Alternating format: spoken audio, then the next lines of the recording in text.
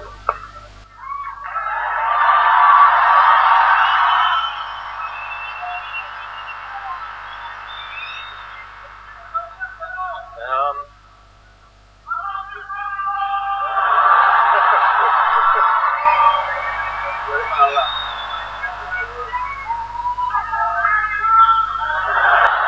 No tiene palabras para hablar de Rafa.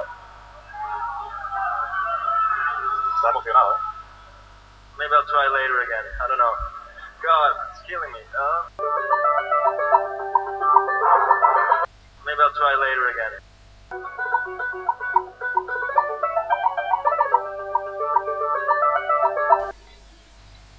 El abierto de Australia.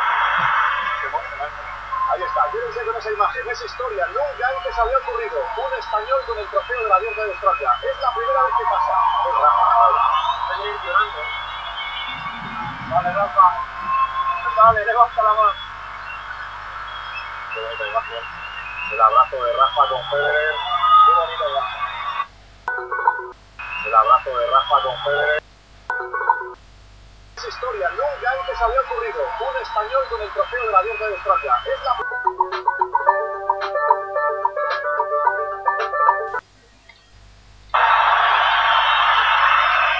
El momento este.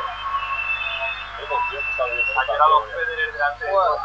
Good evening, everybody. Well, first of all, sorry for today. I know.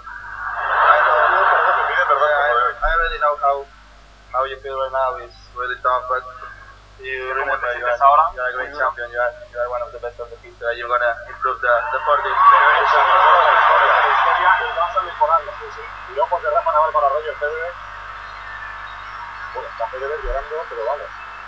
Manolo, vaya imagen. Yeah, congratulations for all your career. It's always a pleasure play with you. The best of luck for the rest of the season. Enhorabuena. Te desea lo mejor, la mejor suerte.